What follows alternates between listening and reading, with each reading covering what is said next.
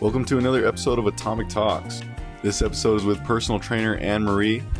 I really enjoyed this one. She has a ton of knowledge and takes a very holistic approach to fitness, meaning it's not just about the workouts, but also about sleep and nutrition and recovery. We covered all kinds of different fitness topics that I think you guys will find interesting. The audio on this episode might sound a little bit more echoey than usual since we're in a bigger room, but I think it's still easy to follow along. If you enjoy the episode, make sure to like the video and subscribe to the channel for more. What's up, guys? Back with another episode of Atomic Fitness here. Today I have another personal trainer with me today. Is Anne Marie. Thank you for joining me, Anne Marie. You're welcome. So first things first, I would like to talk about your fitness journey. Mm-hmm.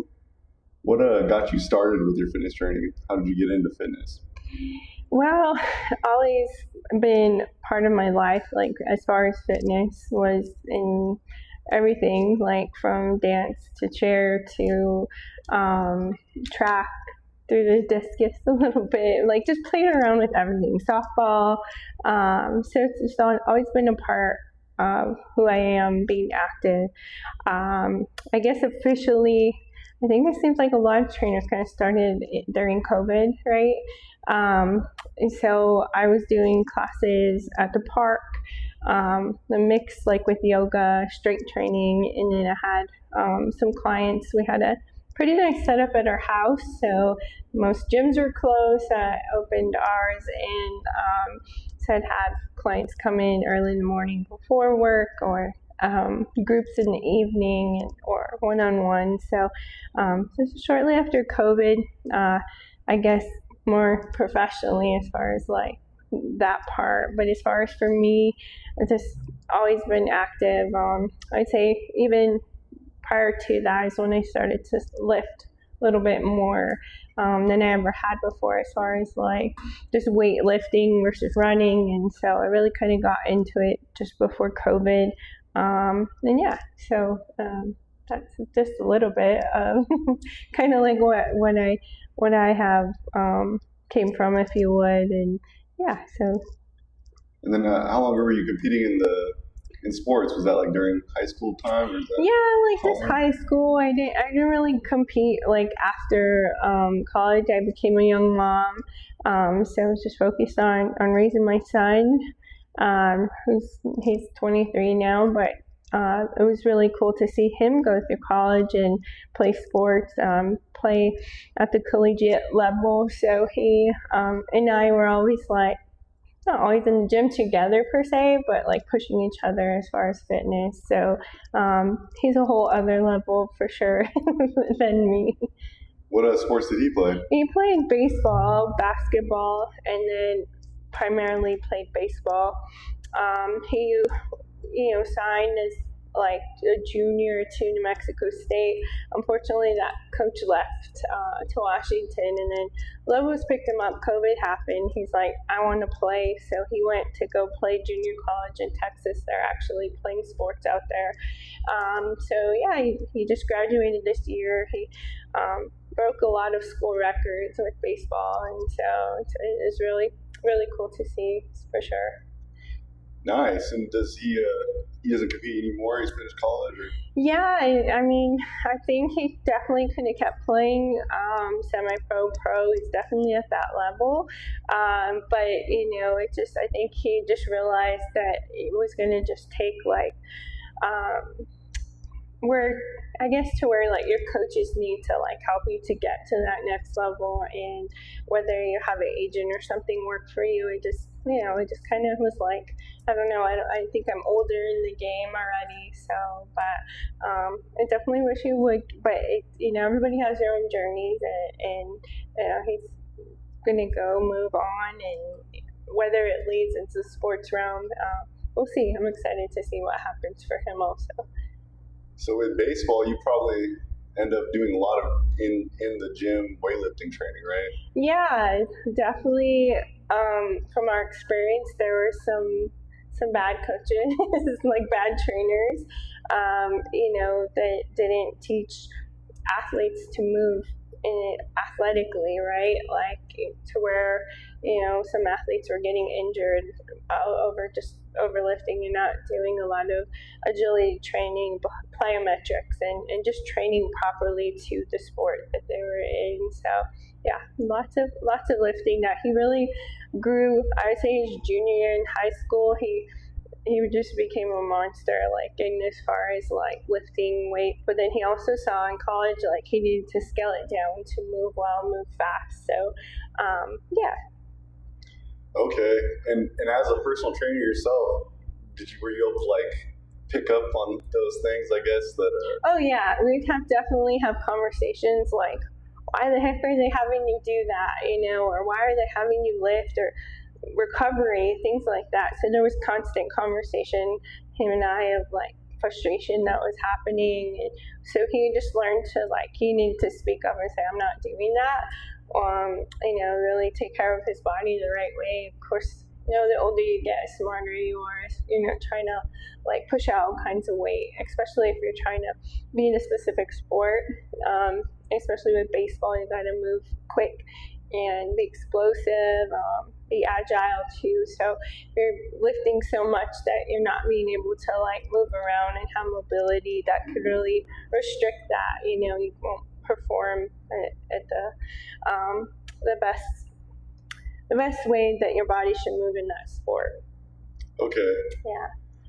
Yeah, that makes sense because I can imagine they probably are really focused on like the velocity of movements, like, you know, like how fast you're moving the bar. Right. Yeah, exactly. Did they? I mean, this might be like I don't know if you know this or not, but did he end up using a lot of those? I know they have these like almost cables that connect to the bar to kind of like track the speed. Yeah, for sure. He said they had like tablet there that showed, you know, like I guess the power, you know, when you were doing squats or like power, you know, squat clean or things like that, just measurement in that. He was also like, I think it was junior year too, we went to the Exos facility in Arizona. I don't know if you've ever heard of that, but it's like just a sports performance center, like to a whole other level. So tested velocity, like everything was up there and things like that. But yeah, it's really cool, the technology that's out that they use for tracking performance for athletes. Yeah, that is cool. I don't think I have heard of that Exos before. Yeah, it's really cool. Like that would be a dream to like be, you know, a trainer at that level. So they're training a lot of predominantly like professional athletes there, but of course they'll have camps over the summer for youth and people trying to get to that next level. And did you get to try out any of this stuff over at that Exo Center? No, we were just able to be like, I guess, bystanders and just watch them test them, like their jumps, their vertical and you know, vertical jumps and like horizontal speed and explosive turns, like things like that. So yeah. Okay. Yeah. And as far as fitness for you right now, what are your like current fitness goals, or what are you working on right now? For me personally? Yeah. Oh gosh, I think so. I'm a mama of 4. Like my son's obviously older, but I think just maintaining. I went right in the season. It's beginning of school season, so those things get crazy. So for me, it's funny, I've been asked that a lot lately. Like I feel like in the summertime, I just kind of like do maintenance. There's times when I've done programs in the summer to push myself, but I really put in my work during the winter, like fall, like winter. I'm really pushing myself, just because being a mom and summers are busy. Like, you know, staying on track is not always doable for me, or going to the gym as much as I can. But so I kind of work that way, is like the winters when I put the work in the summer I just do like maintenance and enjoy the summer and travel and do things that way. Okay, that makes sense. Have you ever heard of the concept of winter arc?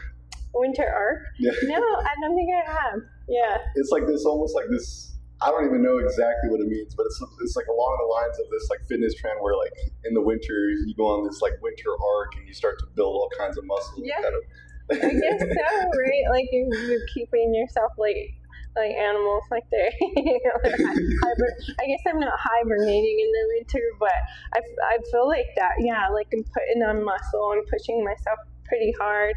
In the summer, it's like just maintaining, like enjoying being outside, like still moving my body, but not as much as I do in the winter for sure.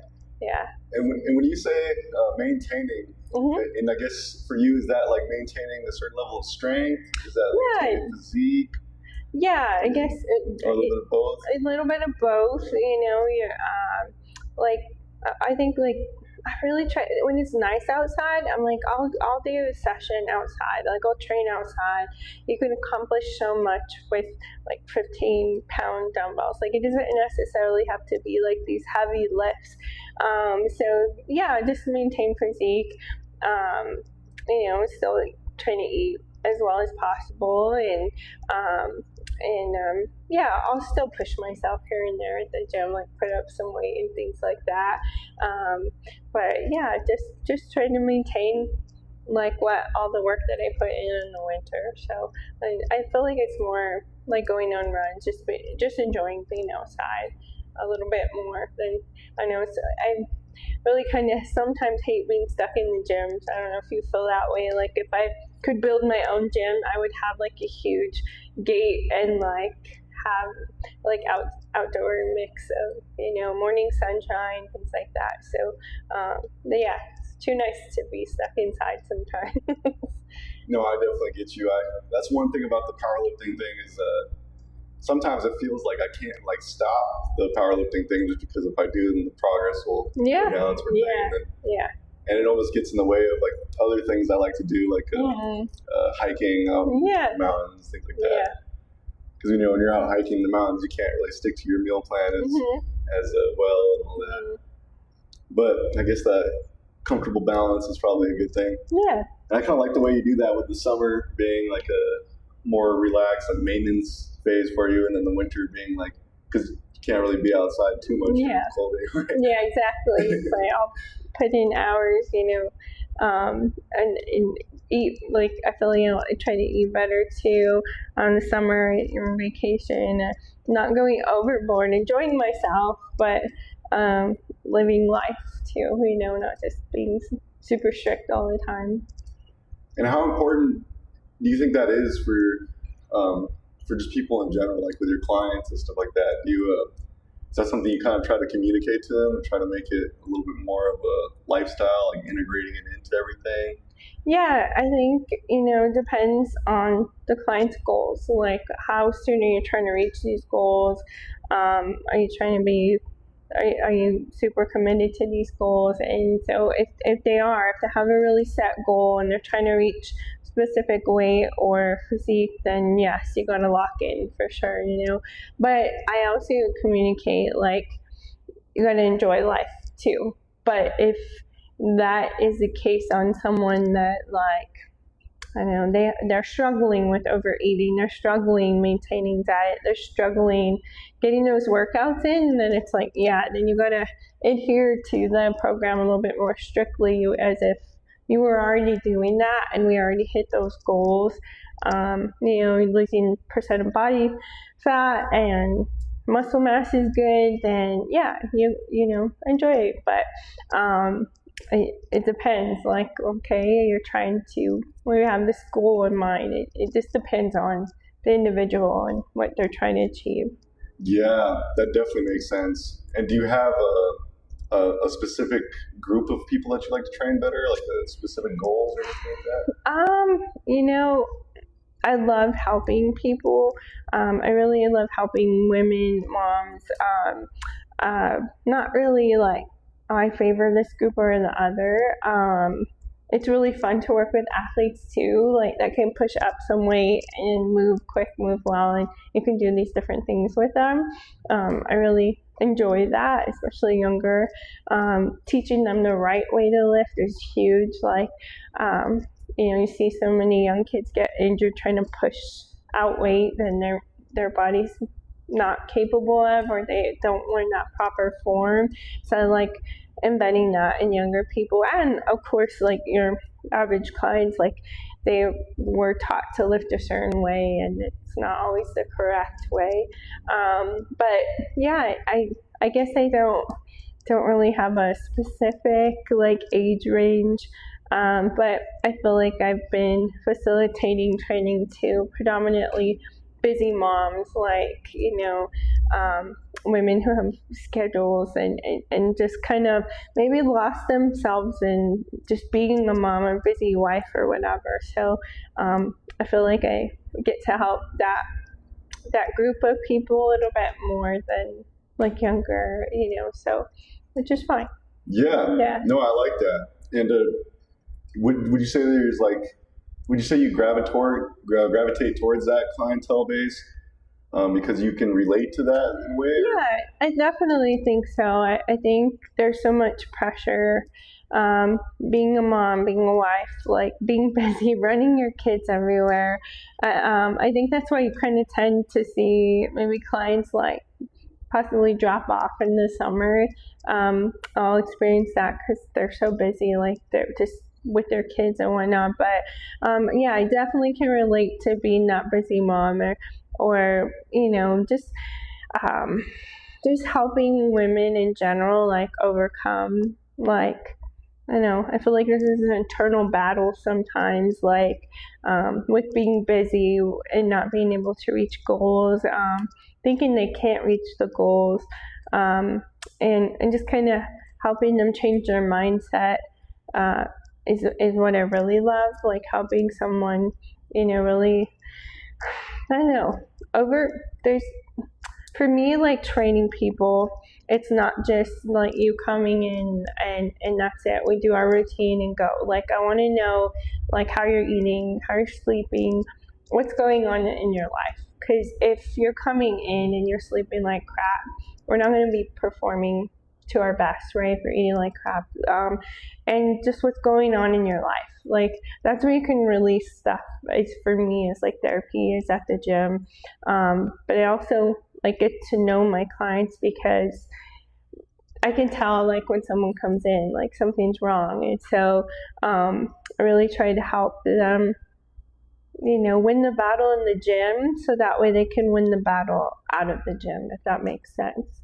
So, we all go through stuff, and I really feel like when you push your body to the limits and push your body in ways that you think you can't accomplish, like even a box jump, especially as we get older, like you're like, I'll have clients like, there's no way I could jump on that box, and they end up doing it, and that's such like a amazing conquering thing for them. And I'm like, okay, you thought you couldn't do that and you did it. Now I want you to go apply that to life. And it doesn't necessarily have to be a mama, a busy wife, like I was saying. It's just the average person that's trying to get in shape that doesn't think they can. So I know it's a little deeper for me when I guess as far as training, so I try to really connect with clients in that way. Yeah, I really like that, actually. It's kind of like a little bit more like multifaceted, holistic approach. Yes, for sure. Yeah. How do you assess certain things like that, I guess? Like, I guess you say, like, somebody comes in, they seem a little off, maybe. Mm-hmm. Do you, like, have certain initiators where you can, like, initiate, like, hey, how have you been sleeping lately, or how have you been eating? Yeah, I think, like, your initial consultation, if you would, you kind of get to know that client, like, your goals, how are you sleeping 8 to 10 hours a night? And people always laugh because they're like, no way, like, we barely get 6 hours. What's like, okay, for me, I want you to work on that. And there's whole reasons why behind it, but also, like, tell me about yourself. Like, that matters to me. Like, are your mom, your kids, you're in school, like, do you struggle with like with self-image, because sometimes they would put that wrong self-image into themselves, and that's going to affect like their goals, like trying to get healthy but mentally healthy as well. So I say that initial consult from the beginning. And then, of course, as you get to know them, establishing that relationship, the trust, like you'll get to know things more and more. But if you're making a time to pause and ask those questions, like how'd you sleep? How'd you eat? Like not just starting the session, because if someone comes in and you're trying to have them bench a certain amount, they slept like crap, or they're squatting, or even just not those big compound lifts, like they're not going to have the energy to perform. And I think as trainers, we have to be really sensitive to that fact, because that's when injury can happen, or so this, I think it's a constant check-in before you start your session, like is really helpful to if you implement that. Yeah, okay. Yeah, and then you mentioned 8 to 10 hours of sleep, and that's see, I've done. I'm no sleep scientist by any means, but I've done like a decent amount of research on sleep just in my last year of college, especially. I kind of like even wrote my final, my degree program essays on sleep, and it's interesting because that's the type of numbers that I would be seeing most of the time on these type of research papers is like 7 to 9 hours, 8 to 10 hours. And that's definitely more than the average person, like you said, ends up getting. Right. How did you end up coming across like that concept of 8 to 10 hours rather than just because I mean everybody kind of thinks of the 8 hours sleep thing. Some people would think of like 10 hours being like too long or something like that. I think it varies on your activity level, especially I'll relate things to my son, right? With athletes, like that proper time of recovery is like so important. Like they're coming off games, they have no business going straight to the weight room first thing in the morning after traveling, after having played 3 games, to like, let's wake up super early in the morning, go test your max rep. Like that doesn't make sense, right? If you didn't sleep well.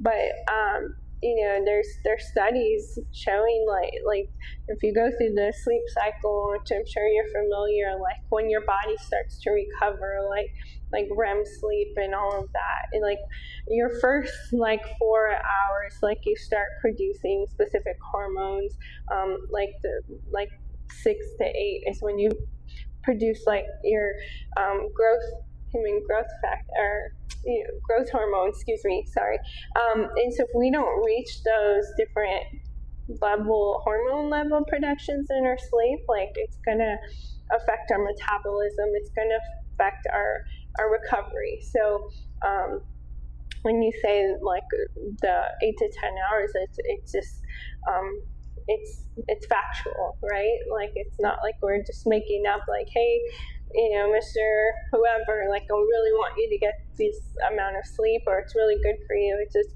it's how the body works, and it's how we recover. And so I say for like the athletes, the younger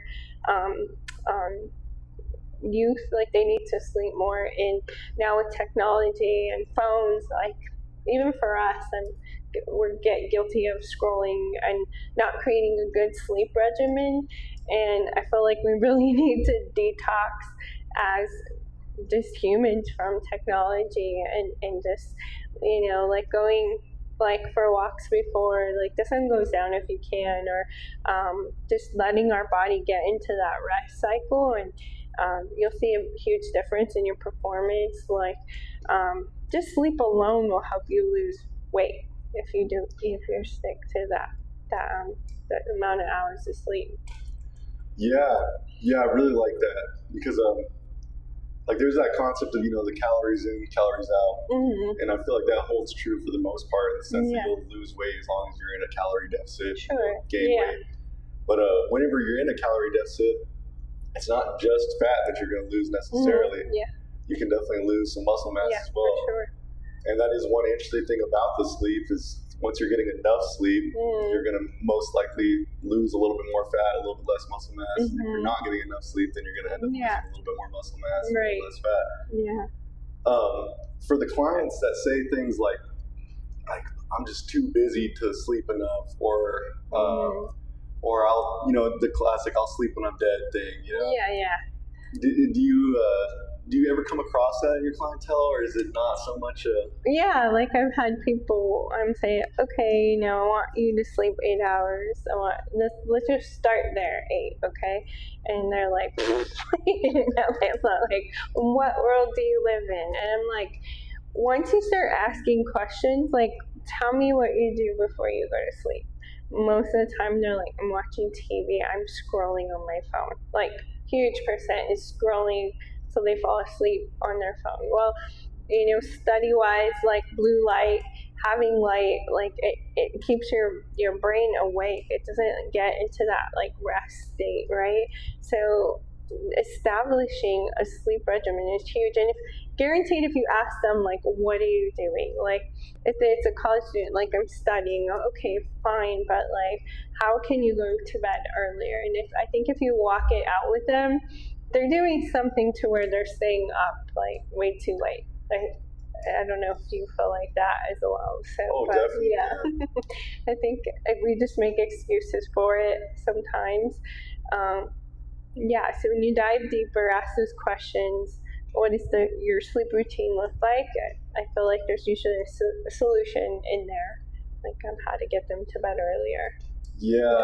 So like kind of almost getting your priorities straight sort of situation. Yeah, like do you want to perform better? Do you want to lose weight? Like, okay, then you need to do this. Like, or if they're like not buying it, say I want you to do it. Like, just commit to doing it for a week.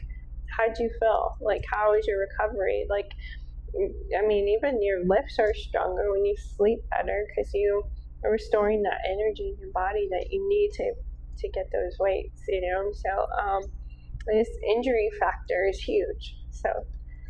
And you mentioned blue light, so like kind of almost refraining from the blue light, like maybe on your phone screen or on your TV screen.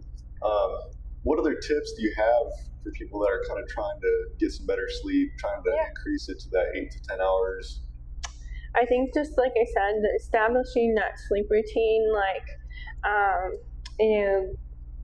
putting all electronics away like by 8 o'clock, so you like get back to reading. Like, yes, there's Kindles too that don't have that blue light, so that it's not keeping your brain reacting to the light. So there's Kindles, I mean, good old-fashioned books. Just like read something before going to bed, whether you pray before you go to bed, journal before you go to bed, whatever seems to work for you.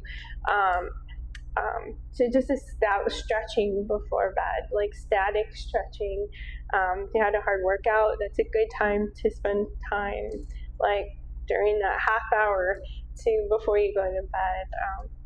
Hot showers, getting the nervous system to slow down and go into rest state. So there's lots of different things that you could do. Not eating like after 8 o'clock is a big one too.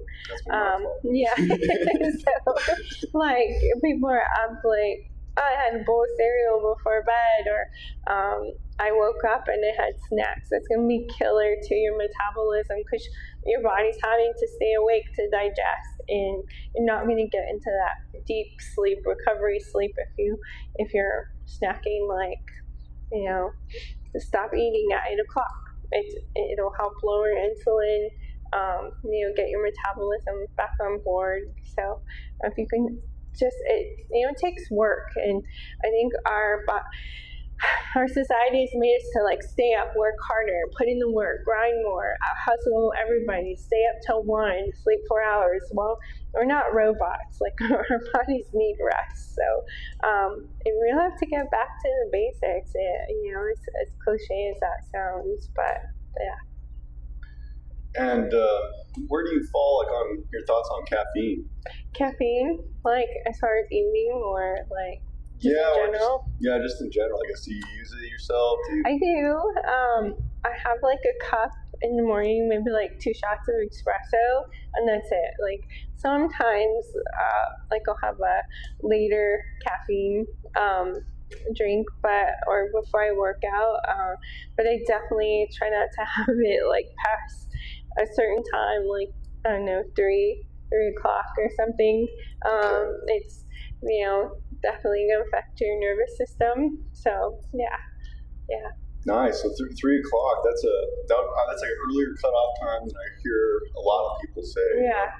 My dad will have a cup of coffee at like 8 p.m. Yeah. Yeah. Some people say like I can have coffee and go to bed. I think everybody's tolerance is different. So, So I wouldn't say later, like 3 to 5 o'clock, like your last caffeine drinker, and I'm gonna be able to sleep well.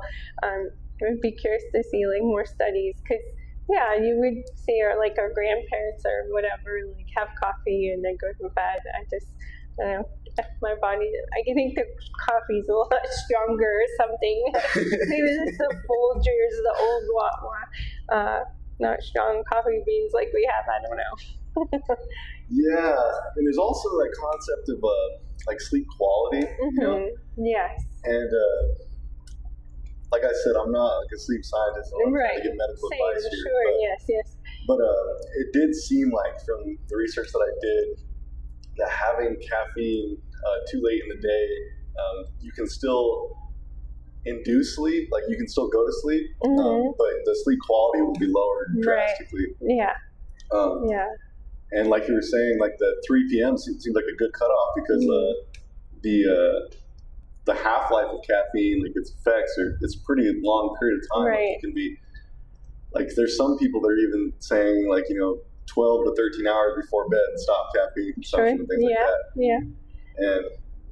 And for me personally, I'm a little bit sensitive to caffeine. I don't have much of a tolerance built up towards it. So if I have a cup of caffeine past 12 or noon, I definitely notice it whenever I'm going to sleep. How about in terms of working out? Do you like it as a stimulant before workouts? Or? I guess depends on the day. I think it depends on the day. Sometimes we've had rough days, and I definitely can, depending on the energy drink, you learn like what works better for you, what is healthier for you in terms of like certain drinks. Some that you feel like you're gonna clean your whole house, that was not a good energy rush for me. But like a good clean energy is what I like, and I definitely can tell a difference in my lifts, a little bit more push. Consuming it 30 minutes before a workout, or during workout, yes, but if you could do it 30 minutes prior. But I definitely can tell a difference if I'm working out later versus early morning workout. There's coffee usually alone, but yeah. Would you say caffeine is something you give guidance to your clients on, or is that something you mostly leave up to them? If they inquire about it, that's a good question. I don't think it comes up too typically. If they're drinking 6 cups a day, when we're doing that initial consult, what is wrong? Are you not sleeping good? Something, maybe we need to test our hormones or something like that as well. Those are good indicators or insights to something deeper could be going on if they're constantly relying on caffeine to get through their day. But if it's hey, I'm kind of sluggish before my workout, depending on the time of day, I'm hey, let's try this one. It's pretty clean, sugar, not much ingredients in it. Coffee's really good, but for some people it's dehydrating. It definitely can come up, but I say more so if it's overconsumption, then we're dehydrating our muscles. We need to have a little talk about that. And nutrition, is that a big part of your consultation or kind of a evaluation process? I feel like you can't. I feel like you hit when you said holistically. Just talking about just a goal. When I meet people, I'm asking how are they eating? What are they eating? How's the sleep? How's stress in your life? Do you have injuries? Things like that. All of that stuff matters, right? How they're feeling their body. So it's definitely a component of it. I feel like quality coaching comes with that that pillar, if you would, as far as talking about nutrition. So very important, huge. And whenever you're asking a client about their nutrition, what are some like common, I guess, almost red flags you'd see, things that you want to fix if they brought up? Of course, like sugar, sweets, those are there. But one big thing is like people are usually under eating. People are so busy, they think they're eating, but still, until they start tracking, they're not hitting their protein. Like they're we'll wait for that truck to go by. I don't know if they'll pick it up. But their macros and macronutrients, like their protein, their carbs, and all of those elements. They like looking at what does that look like? What is your typical intake of food look like? So it's really important to know how they're feeling their body to be more successful at reaching their goals, whether it's gaining muscle. But yeah, typically that's a huge one, is people they're under eating and they're not eating enough protein. It's really big, yeah. And how would you go about determining how much protein the client should be eating? So it depends like on their goal, right?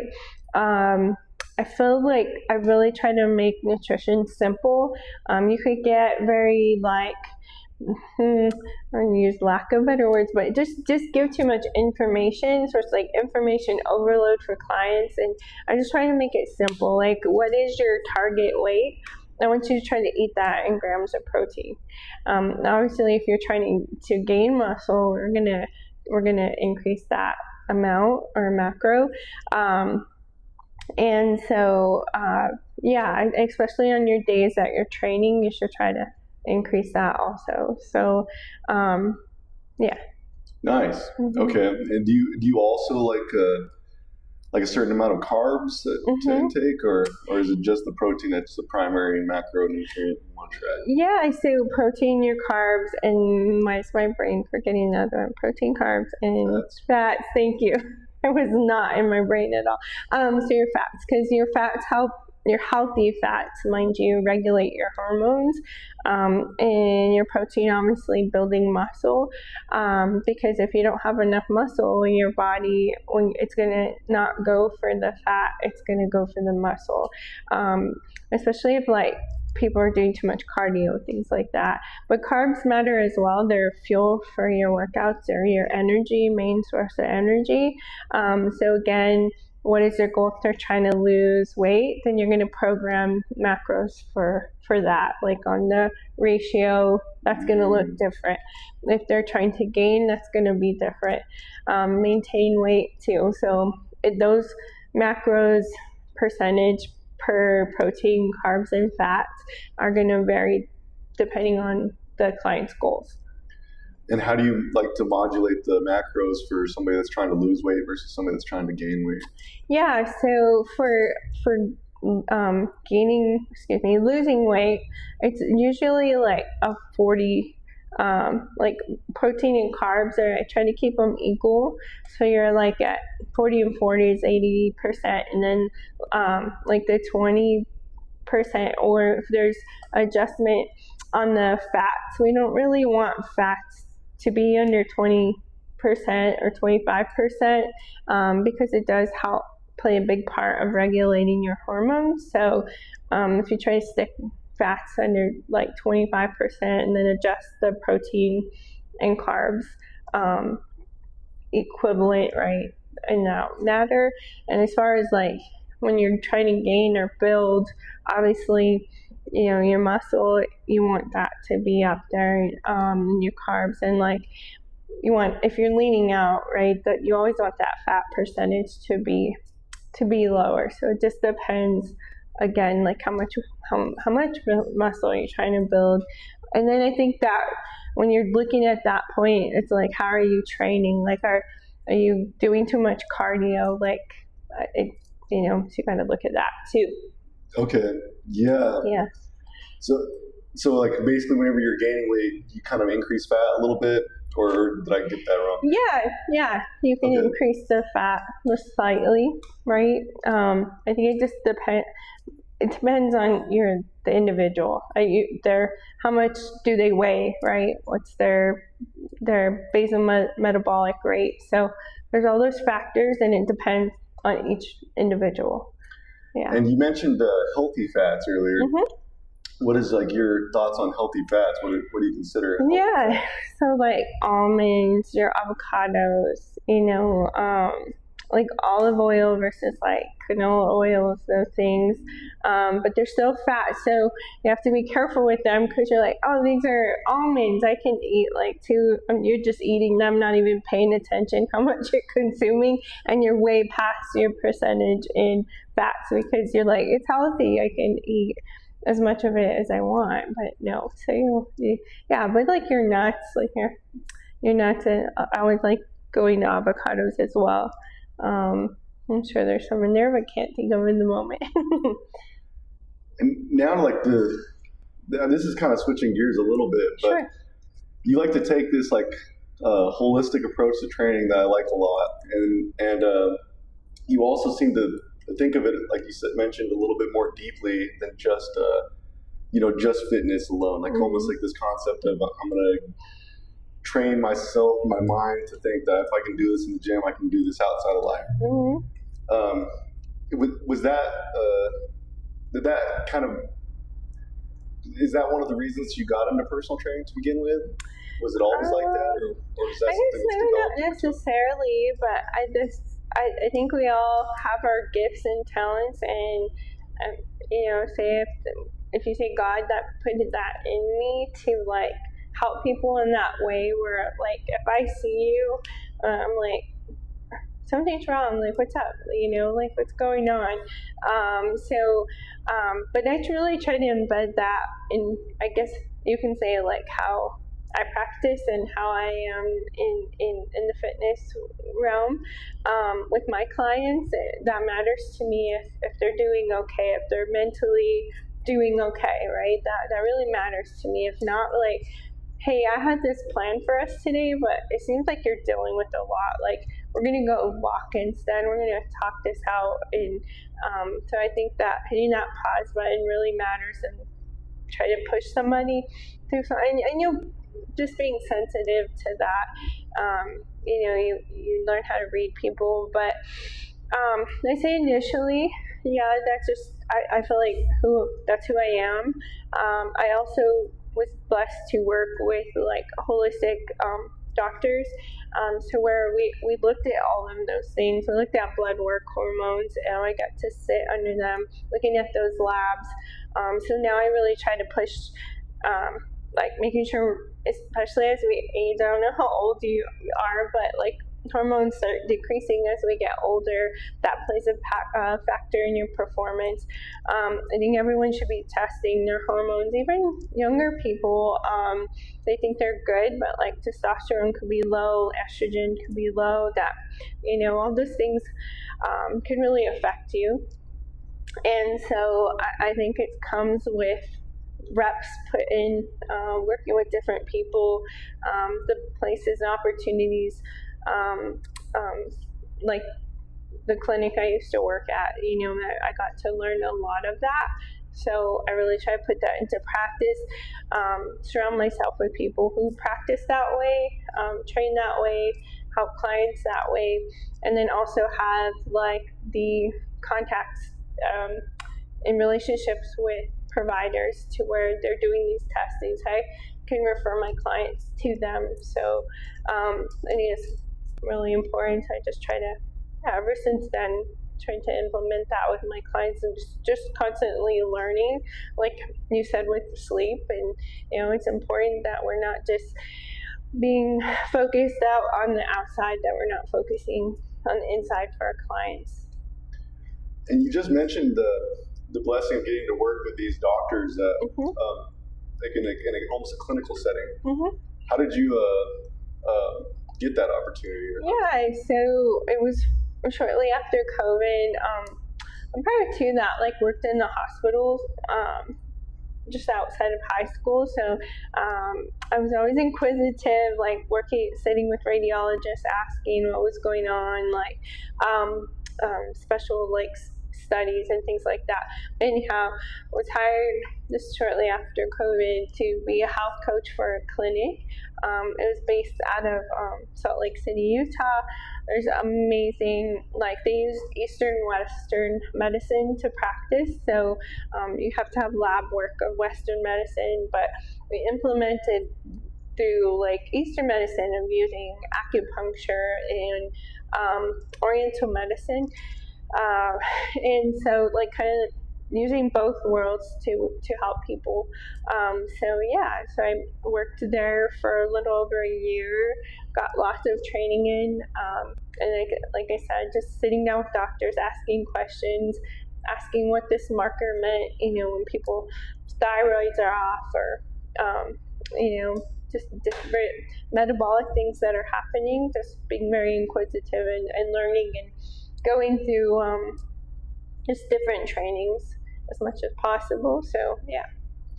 Nice. And you mentioned the Eastern versus Western medicine there, and that's like something that I feel like a lot of people, probably including myself, are somewhat biased on sometimes. Yeah. Like being a Westerner, sometimes I don't think about those Eastern. Are those equally effective, would you say, or kind of are they both important? Yeah, I think they're both important because, like, with Western medicine, sometimes you have to use medicine, like, say your thyroid's off, right? Like, there's ways to correct it through diet, through exercise, but there's some points where you need some intervention to get it to the level it's supposed to be at. And then you can back it off and then start using more like holistic approach. But yeah, you definitely need like insight of your labs, right? To know what's going on to treat it like holistically if you're going to go that route. So yeah, I think they're both equally important. I'm more on the holistic side of things versus like going to medicine right away. Like trying to see, well, how am I eating? What's going on there first? It all stems, I usually think, from like nutrition is where you can resolve like a lot of things, ailments and things like that. A lot of it stems from there. So, but you do need sometimes to correct things that way through Western medicine. Just for me, it's very temporarily, and then get more of the holistic. Oriental medicine's great. Like there's so much studies behind it, with acupuncture, with doing different treatments that way as well. Nice. Okay. And it almost sounds like you kind of like to take like a more proactive approach to it. Do you think that a lot of, I mean, like we're not medical advice here, right? But do you think a lot of like the medical issues that we commonly see around us, do you think those could have been solved if all this time leading up to it, there's like a healthier lifestyle involved, sort of thing? Almost definitely. Like we talked about sleep, right? It impacts us so much. What we're doing, like I feel like we need a whole technology detox for ourselves. Like, you get on social media, you start comparing yourself. This is a little deep, but not that we do that. How many people like this video? Like, is it getting views? Or you start comparing yourself to others. Like that can lead to whole like mental component, right? And then if you're staying up late on technology, like how is that healthy for you? As well as like you go deeper with nutrition, like of course you feel like crap. You're eating fast food all the time. Like what whole thing are you putting in? Whole foods are you putting in your body to fuel your body, right? Are you just relying on supplements, to get your gains? Like some people need that as well, and that can help you in certain aspects too. But I definitely, like when you trace everything back, it's like the way our foods are grown, like the soil is different. You could get into a whole like conversation about it. Anyhow, but yeah, I think it definitely can be stem from the way we eat, like the way we're sleeping. Our lifestyles are so busy comparative to like our parents and things like that. So for sure. You mentioned a couple times the detoxing from technology. Yeah. If you'd be up for it, let's go down that rabbit hole a little bit. Yeah. Why, I guess, is that something that you mentioned multiple times now? Is that just something that you kind of see people using too much technology, relying on too much? I think so. I feel like you see our youth, like they're not playing outside as much. You know, you have the jargon of like iPad kid, right? Like you're like, oh, here, just watch TV, or you see kids just constantly on technology. But it's even as us as adults, like I'm guilty of it too. Like you could be scrolling for like an hour and, you know, like you could be reading a book instead. I'm not saying that you can't learn something from like podcasts or video. Like I'm all about that. I love that. Like listening to podcasts and watching videos, fitness videos, like, you know, seeing what they're doing, what's new. Some of it can be super helpful. But I just think like technology, man, it's like we're unplugged, like keeping phones away from us as we're sleeping, like, you know, so we're not just creating better habits for ourselves, not waking up scrolling first thing in the morning before bed. Like we could be so much more productive and reach our goals if we implement things. So like kind of just putting technology, I mean, just think of even watching TV like for hours and hours, like missing out time with your family, missing out time, you could be lifting, missing out time learning something. So I just really feel it's sad even for younger kids, like just how much when you go to a gym and like I've had to have people like, hey, can I work in with you here, because they're just scrolling on their phone, not doing their reps. Like I've had to say like, can I get in with you, are you almost done,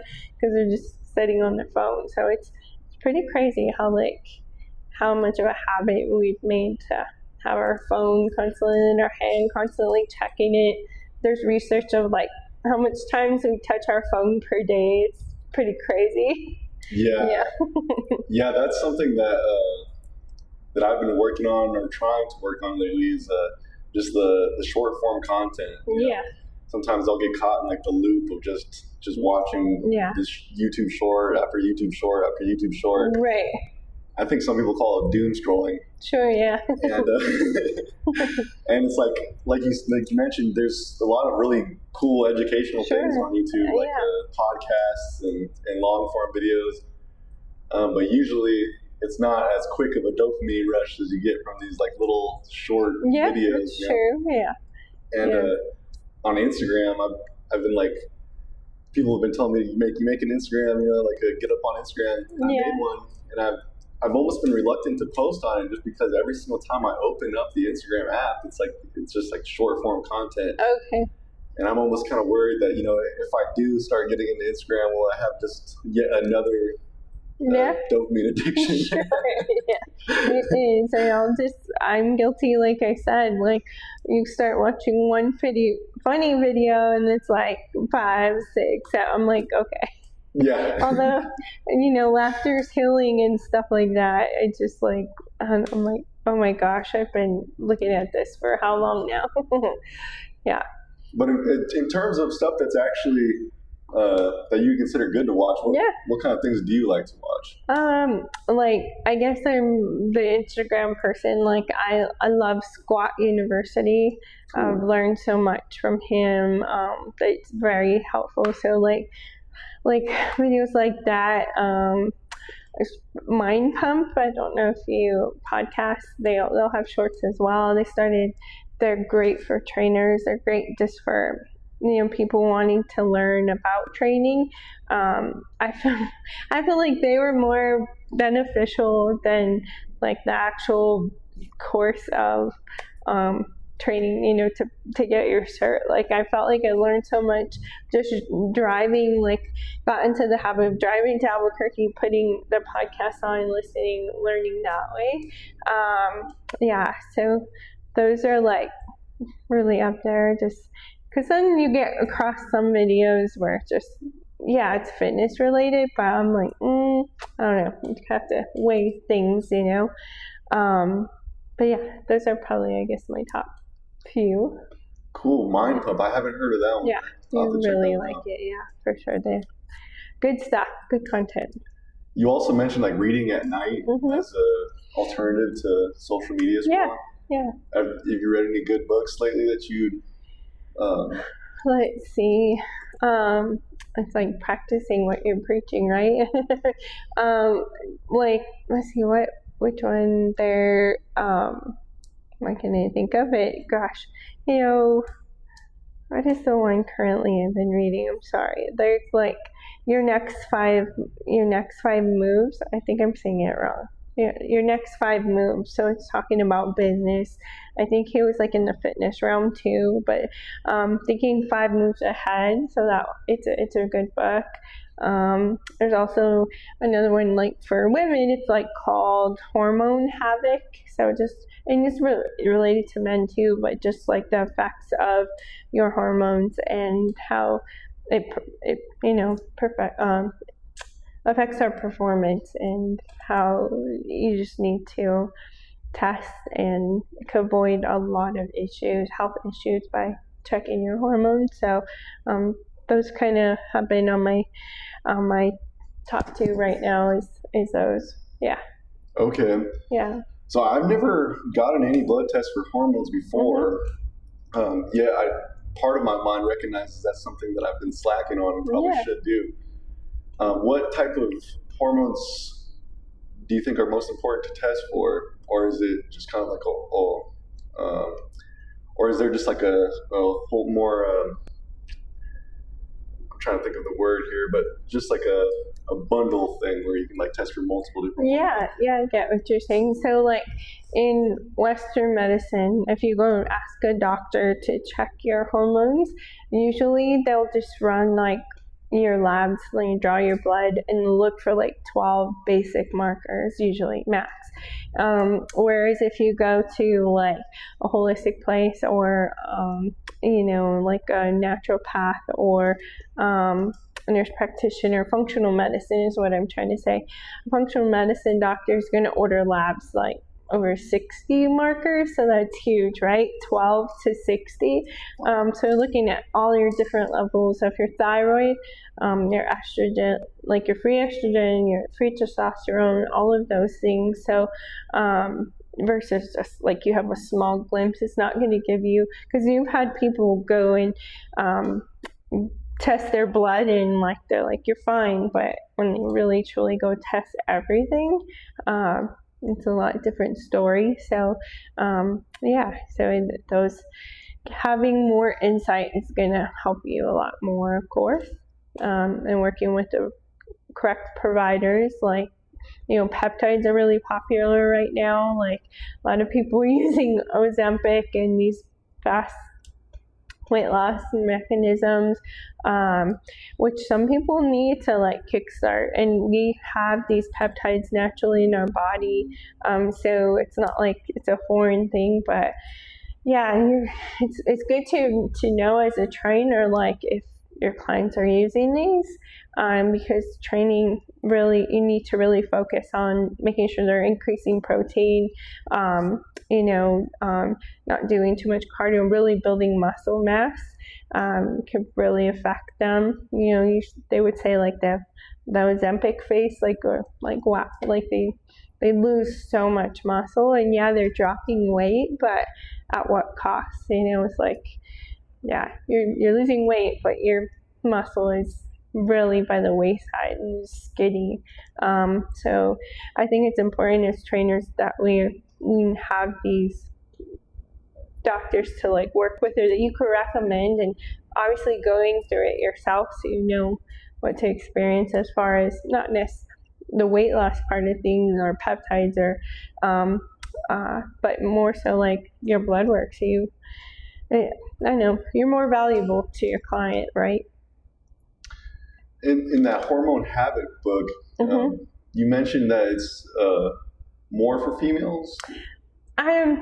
I guess you could say it's related to like females a little bit more so, but there are pieces that like there is it's talking about men's hormones in there too. So, but I just think like when you say hormones, you think of like women crazy with their hormones, right? And so it's like usually related to like women being on their menstrual cycle or like women going through change of life. And I guess I feel like I do the studios that I've worked at, it's predominantly like middle-aged women and things like that. I think especially when you get into those boutique studios, private studios, cost is more, things like that. So your average high schooler is not going to, unless their parents are paying for athletic training or something like that. That's a predominantly population you're going to get. But yeah, so it predominantly, I would say, is like relating more to women, but there is like hormone relation in there. I think women's hormones are more complex. That's why it kind of talks about it a little bit more. But yeah, men should check their hormones too. So as we get older and our hormones change, should our training and nutrition change at all to match that? Or? Yeah, for sure. We lose like percent of, what is it, like age, even 30, 35, like our percent of muscle mass we lose like every year. We just start going on this decline. So it's like people need to really hit that protein again, eat different to support that weight resistance training. You definitely need to focus on that. Women were taught so many years to like do cardio, eat less, to lose weight, when it's vice versa. Like, should be building muscle mass for longevity and eating more protein versus like under eating. Like over 60% of clients are not eating enough. So yeah, I definitely see that. You need to support yourself more with the way you eat. Definitely as you age, like for brain health. Like, I don't necessarily put it like as we age. You just need to be more aware of it and more focusing on building that muscle. Whereas when you're younger, you kind of eat like crap, things. But you should be talking about it. Like in school, you should be trained to lift properly, things like that. So, yeah. And you said the 60% of clients are usually under eating. By under eating, are you talking in terms of like calories? Mm-hmm. So like just calories just overall? Calories in general. Okay. When you start having people track, like if you ever go get like an in-body scan and it gives you your BMR, like your basal metabolic rate, that's your base metabolic rate, just to like what amount of calories you need to just live. Yeah. Most people are not even kind of hitting that number caloric wise, right? But yeah, so under eating caloric wise, and then protein's always like 50 grams of protein. Like, that's not good. You should be trying to hit like, again, like your target weight, especially if you're active. On the days that you have heavy lifts, you should even be eating more. So educating clients like, how do I hit that? That's a lot of protein. Well, there's ways to like supplement. There's ways to break your protein out throughout your day. So you're not trying to eat like 2 chicken breasts, all these things like in the evening before bed. It takes a lot for your body to break things down as well, your metabolism. So yeah.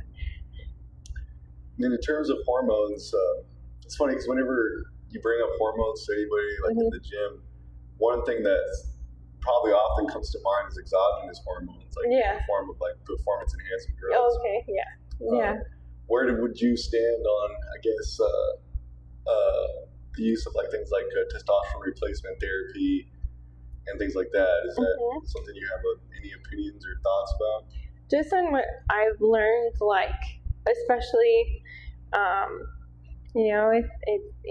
it can start to decline for like younger, males. Even women, we have testosterone too. So if that is low, like our energy is gonna be low. It's like testosterone's like your happy hormone, like your feel good hormone, right? But I don't think it's a bad thing for a replacement for it. I think it depends.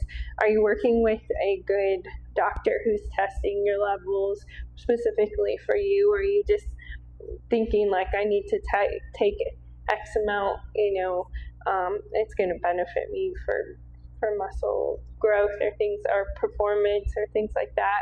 So I think I always will say proper testing, go to a doctor and make sure it's your specific levels or they'll can incorporate your goals for you, or what you're trying to achieve, so that way the testosterone is what it should be for what your goals are. Does that make sense? So it starts to decline for men as they get older. So I don't think there's anything wrong with replacing that. Like we should live life well, and we should die fast, not die long.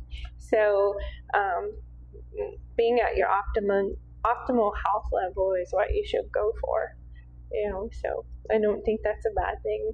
Yeah. So one thing I've noticed just from asking you the question so far is you seem to have like these like very intelligent, very holistic responses that are kind of like not super biased towards any certain direction most of the time. Yeah. Is that something you strive for? Is that just kind of how you are as a person? Or? Yeah, I don't think there's like, because some people get stuck in it's like this one way. You should train this one way. Like I don't. We're all different, right? Like what works for you is not going to work for me. What works for one woman is not going to work for me. We're all on our different past journeys as far as like fitness goals, things like that. So boxing people in one group, I don't think that's not how you should operate as a trainer. I don't think, as for individuals, right? And just, they're individuals for a reason. So treat them that way. And as I guess on preference for Western and Eastern medicine, that's where you can get boxed in, where like everybody should be doing this, like the growth chart, like, oh, comparing to what? Like, it's like you're overweight or something like that. When I do my in-body scans, it'll say like, oh, you're according to like you're obese. I'm like, yeah, because I have more muscle mass than the average woman or certain things like that. So it's like I'm an individual and my goals are completely different. My body's completely different than you. So that's just how I try to I guess practice with my clients and treat people that way. So yeah. The BMI is a funny one, right? Yes. We never I'm go right now. Yeah. I never go by that number. So yeah. What do you think is a better approach than BMI? Is it just mostly like how you feel, how you? I say like if you're doing an in-body scan, like your percent of body fat, your lean body mass, and your skeletal muscle mass those are better like markers. So yeah, those ones are bigger. And how do you like to see those tested? With the in-body scan, I don't know if you ever use that machine. You try to not have caffeine. Like of course, if you go in fasted, there's better ways to go in to do that measurement. And a lot of places, gyms will have them now. I prefer the in-body versus over some other ones that I've seen, just on like the printout and metrics that it gives. So then it's really cool if you go to a specific place, you can track your body composition history. So like, I'll tend to see a trend, like what their weight is, like, oh man, my weight's gone up. I'm like, yeah, but your muscle mass has gone up and your percent of body fat's going down. So last time we did it, like, it's moving in the right direction, right? So it's a good extra value to offer your clients or metric, or just have it more insight, because we don't see that just off the scale. People just will weigh themselves. That's not completely accurate. So looking at like water in the body, there's all these different calculations to weight, when you break it down, break down your body weight. Yeah. So some of the methods of measuring body fat that I learned about in school were things like there's like the skin caliper testing, there's the bioelectrical impedance analysis, and there's also like DEXA scans, and then there's like the I can't remember what it's called right off the top of my head right now, but like where you submerge yourself underwater. Oh yeah. The in-body, which category would that fall under, or is that? I think it's just like easier access. Maybe some of those are like very accurate. I haven't tried any of the others. I've heard of them, but just overall having like a tool in your gym or wherever, like the in-body scan is going to be very efficient. So nothing's completely 100% accurate. Even I would say with those two, depending what they're able for or whatever, So, but I really like the in-body scan as far as using for metrics for a client to track like body composition, history, things like that. Yeah. But the other methods are good as well. I just haven't used like the submersion or the DEXA scan. I think I've been seeing a lot of more places offering that too. So they're insightful, And earlier you mentioned, and this is a complicated subject or something you don't want to talk about. That's okay. Fine. That's okay. But earlier you mentioned how you felt, or you mentioned something along the lines of God gave you this purpose and like kind of a. Yeah.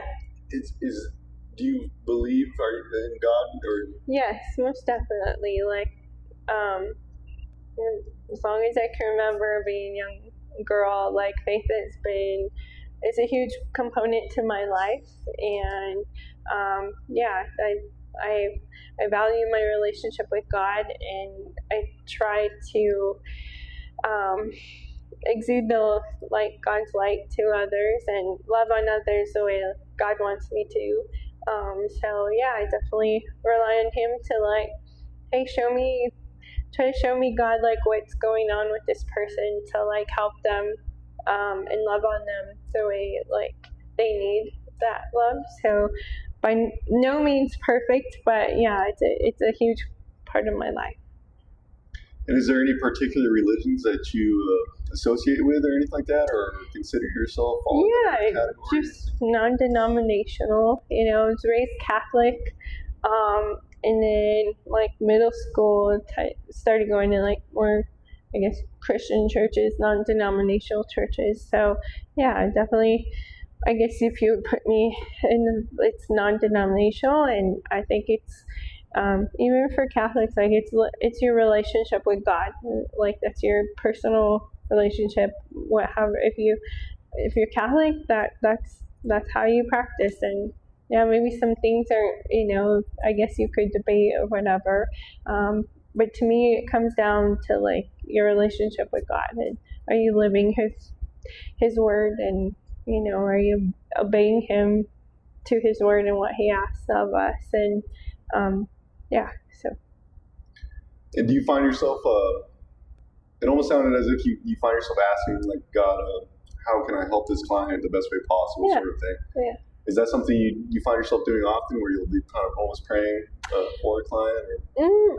I guess if God puts it on my heart for them, if I'm seeing someone really struggle, I can tell they're really struggling with some deep things, I'll definitely lift them up. But I'm not constantly okay, God, how should I program this person's workout? Maybe not that detailed, but definitely just, I just rely on Him as my strength, and it's I don't think that I could get through this life without Him, so yeah. That makes sense. And in terms of where you're going for your fitness journey right now, do you feel like you have any upcoming goals or anything like that you're trying to attain? Or personally or professionally? Either one. Either way. Yeah. Personally, I think I'm in that realm of my hormones are wackadoo. I forget, like I'm as old as I am. Like I feel younger, which is a good thing, I guess, right? But you can start feeling certain things, you're like, something's not right. So me saying all these things and how being proactive, like I definitely need to go see, like, something's off, like, I could tell. So I'd say goal number one is making sure everything is good, so that way I can optimally perform with, like, my energy, my sleep, all of that.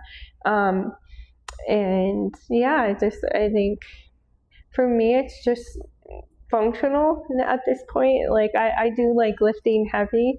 So there's some times where I'm like, oh, maybe I should back it down, but then I'll go back again because I don't know, it's just fun to me. Like, it's fun to me maybe lifting heavier than someone who's like half my age. I don't know.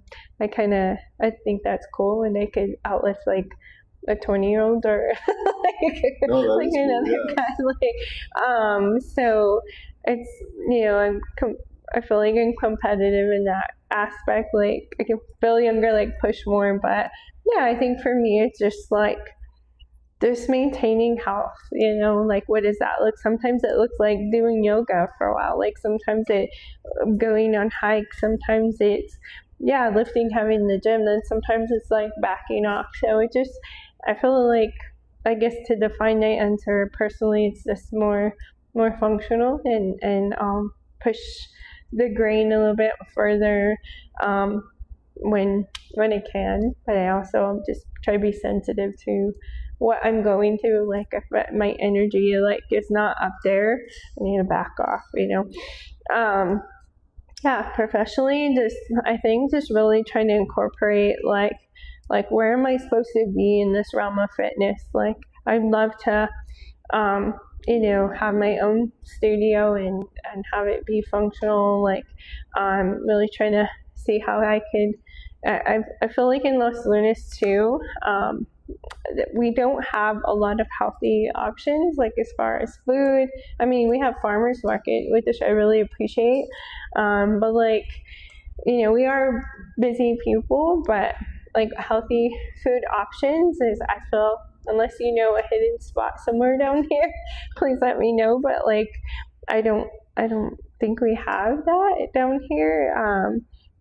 Having like a recovery center, like cold plunge, like sauna, like we don't really have a gym like that out here. So yeah, so I just trying to make steps to where how could I bring that here or for myself or wherever. So just trying to help as many people as I can, however I can. Like, I don't know if you're guilty of this when you see somebody lifting and they're struggling. Like, I think I did that one time with you. I was like, oh, I couldn't hold back. Like, if I can help somebody and they're receptive to it, I will, But yeah, so. No, I love that. Yeah, you got to spread the knowledge. Yeah.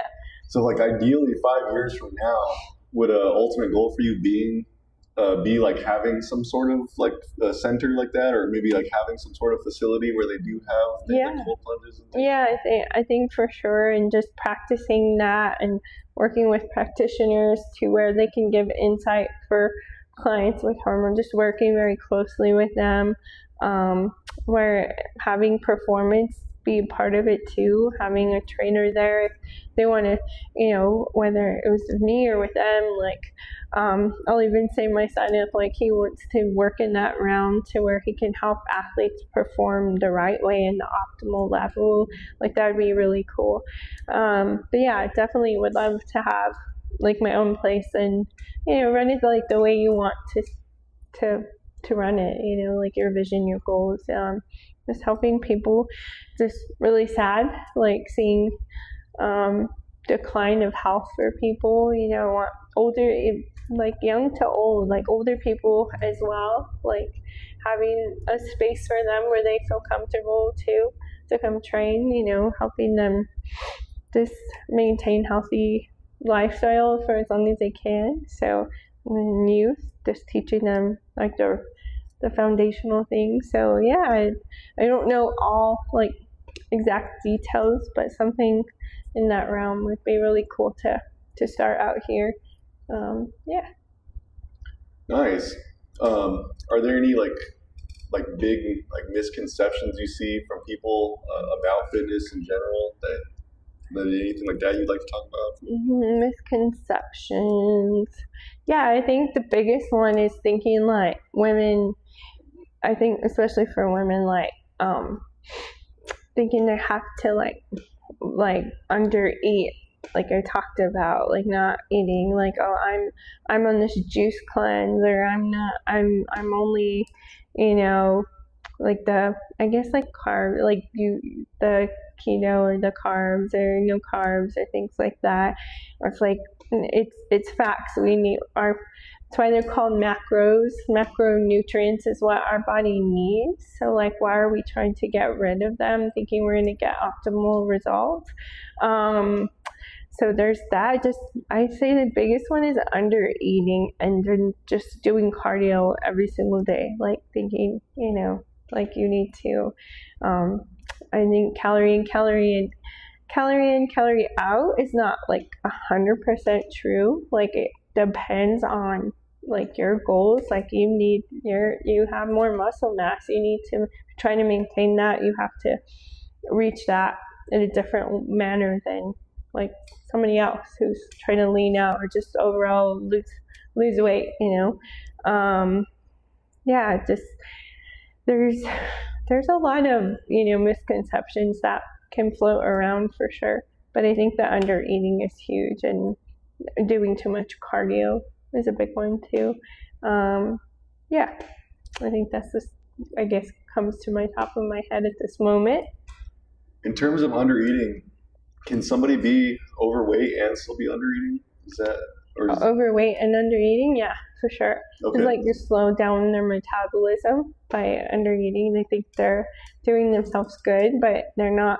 Body's not getting the nutrients it needs. So metabolism slow down, things like that. Yeah, definitely can affect them.